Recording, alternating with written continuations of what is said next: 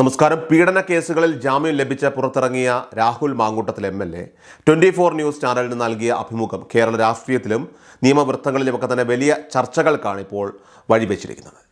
3 ബലാത്സംഗ കേസുകളിൽ പ്രതിയായ ഒരാൾ പരസ്യമായിട്ട് ഇത്തരത്തിൽ പ്രതികരിക്കുന്നത് അത് നിലവിലുള്ള കേസുകളെ എപ്രകാരം ബാധിക്കുമെന്ന ആശങ്ക ഇപ്പോൾ ഉയർന്നിരുന്നുവെങ്കിലും അഭിമുഖത്തിലുടനീളം അതീവ ജാഗ്രതയോടെയുള്ള മറുപടികളാണ് രാഹുൽ നൽകിയത്.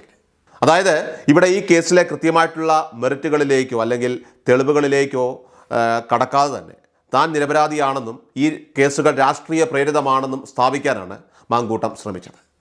നിയമവിദഗ്ധരുടെ നിരീക്ഷണം അനുസരിച്ച് ഈ ഒരു അഭിമുഖം അത് ജാമ്യ വ്യവസ്ഥകളുടെ ലംഘനമായിട്ടോ കോടതി അലക്ഷ്യമായോ കണക്കാക്കാൻ കഴിയില്ല. റിട്ടയർഡ് SP ജോർജ് ജോസഫിനെ പോലെയുള്ള വ്യക്തികൾ പോലും ഇത്തരത്തിലുള്ള നിഗമനത്തിലേക്കാണ് ഇപ്പോൾ എത്തിയിരിക്കുന്നത്.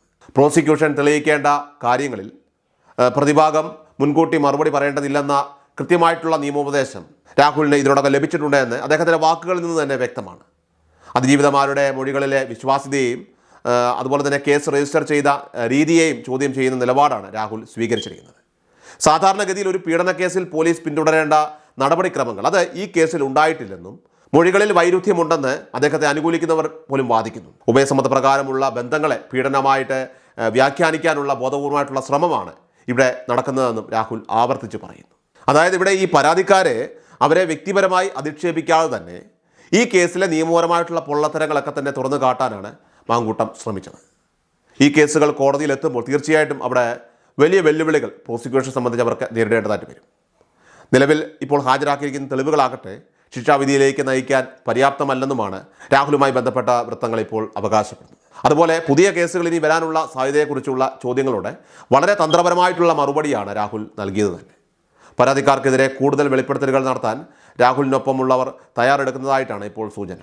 തനിക്കെതിരെ ഇത്തരം കള്ളക്കേസുകൾ നൽകാൻ മറ്റുള്ളവരെ പ്രേരിപ്പിച്ചതും ഇതിന് പിന്നിൽ കൃത്യമായ ഗൂഢാലോചനകൾ നടത്തിയതുമൊക്കെ തന്നെ ആരാണ് എന്നത് പുറത്തു കൊണ്ടുവരുമെന്നും അദ്ദേഹം വെല്ലുവിളിക്കുകയാണ്.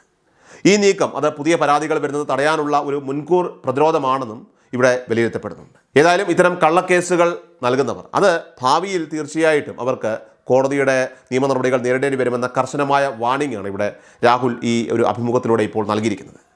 സോഷ്യൽ മീഡിയയിൽ പ്രചരിച്ച ഓഡിയോ ക്ലിപ്പുകളെയും അതോടൊപ്പം തന്നെ സ്ക്രീൻഷോട്ട് ചാറ്റുകളൊക്കെ തന്നെ കുറച്ച് രാഹുൽ പുലർത്തുന്ന ഈ മൗനം ഏറെ ശ്രദ്ധേയമാണ്.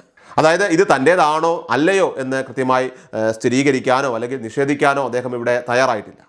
നിയമപരമായി തന്നെ നോക്കിയാൽ ഇത്തരം തെളിവുകൾ കോടതിയിലാണ് തീർച്ചയായിട്ടും ഹാജരാക്കേണ്ടതെന്നും അത് മാധ്യമങ്ങളിലൂടെ മറുപടി നൽകേണ്ട ബാധ്യത അത് തനിക്കില്ലെന്നുമാണ് അദ്ദേഹത്തിൻ്റെ പക്ഷം. ഒരു പ്രതിക്ക് തൻ്റെ പ്രതിരോധം എപ്പോൾ എവിടെ വെളിപ്പെടുത്തണം എന്ന് തീരുമാനിക്കാനുള്ള അവകാശം അത് ഇന്ത്യൻ ഭരണഘടന നൽകുന്നുണ്ട്. ചാനൽ ചർച്ചകളിൽ ഇത്തരം കാര്യങ്ങൾ വിശദീകരിക്കുന്നത് വിചാരണ വേളയിൽ ദോഷകരമായി ബാധിച്ചേക്കാമെന്ന തിരിച്ചറിവിലാണ് അദ്ദേഹം ഈ മൗനം ഇപ്പോൾ പാലിക്കുന്നത്. ബുദ്ധിപരമായിട്ടുള്ള ഈ നീക്കം പ്രോസിക്യൂഷനെ സംബന്ധിച്ചിടത്തോളം കേസ് തെളിയിക്കുന്നത് അത് കൂടുതൽ പ്രയാസകരമായി മാറ്റുന്നതായിരിക്കും. രാഹുൽ മാങ്കൂട്ടത്തിനെ MLA സ്ഥാനത്ത് നിന്ന് പോലും അയോഗ്യനാക്കണമെന്ന ആവശ്യം ഇപ്പോൾ ഉയരുന്നുണ്ട്. ഈ ആവശ്യത്തെ കോൺഗ്രസും UDFും ശക്തമായി ഇപ്പോൾ എതിർക്കുകയാണ്. കാരണം എത്തിക്സ് കമ്മിറ്റിയെ ഉപയോഗിച്ച് രാഷ്ട്രീയ പ്രതിയോഗികളെ ഒതുക്കുന്നത് ജനാധിപത്യ വിരുദ്ധമാണെന്നാണ് പ്രതിപക്ഷത്തിൻ്റെ നിലപാട്. സഭയിൽ സമാനമായിട്ടുള്ള ആരോപണങ്ങൾ നേരിടുന്ന മറ്റ് അംഗങ്ങൾക്കെതിരെ നടപടിയെടുക്കാതെ ഇവിടെ രാഹുലിനെ മാത്രം ഇത്തരത്തിൽ ലക്ഷ്യം വയ്ക്കുന്നത് പക്ഷപാതപരമായിട്ടുള്ള ഒരു നടപടിയാണെന്നും അവർ ചൂണ്ടിക്കാട്ടുന്നു. ഒരു MLA അയോഗ്യനാക്കുന്നത് ഭരണഘടനാപരമായ മാനദണ്ഡങ്ങൾ അനുസരിച്ചായിരിക്കണം.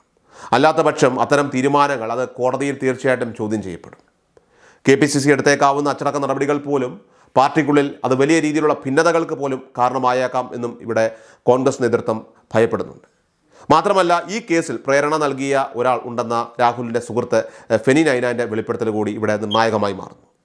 കേസിന് പിന്നിൽ ഒരു സ്ത്രീയുടെ സാന്നിധ്യമുണ്ടെന്നും അവർക്ക് പിന്നിൽ ശക്തമായിട്ടുള്ള രാഷ്ട്രീയ താല്പര്യങ്ങളുണ്ടെന്നുമാണ് ആരോപണം. എന്നാൽ ഈ കേസിൻ്റെ അന്തിമഘട്ടത്തിൽ ഈ ഗൂഢാലോചനക്കാരെ നിയമത്തിന് മുന്നിൽ കൊണ്ടുവരുമെന്നാണ് രാഹുലുമായി ബന്ധപ്പെട്ട വൃത്തങ്ങൾ തന്നെ നൽകുന്ന സൂചന. നിലവിൽ ഹൈക്കോടതിയുടെ പരിഗണനയിലുള്ള ഈ കേസുകളിൽ വിധി വരുന്നതുവരെ രാഹുലിനെ സംബന്ധിച്ച് രാഷ്ട്രീയപരമായിട്ട് നിയമപരമായിട്ടുള്ള പോരാട്ടം ഇനിയും തുടരേണ്ടതായിട്ട് വരും. എങ്കിൽ തന്നെയും ജാമ്യം ലഭിച്ചതും ജനപ്രതിനിധി എന്ന നിലയിലുള്ള പിന്തുണ അത് അദ്ദേഹത്തിന് ഇപ്പോൾ ഏറെ ആത്മവിശ്വാസം നൽകുന്നുണ്ട്. ഏതായാലും വരും ദിവസങ്ങളിൽ കൂടുതൽ വെളിപ്പെടുത്തലുകൾ ഉണ്ടാകുമെന്നാണ് ഇപ്പോൾ പുറത്തുവരുന്ന സൂചന.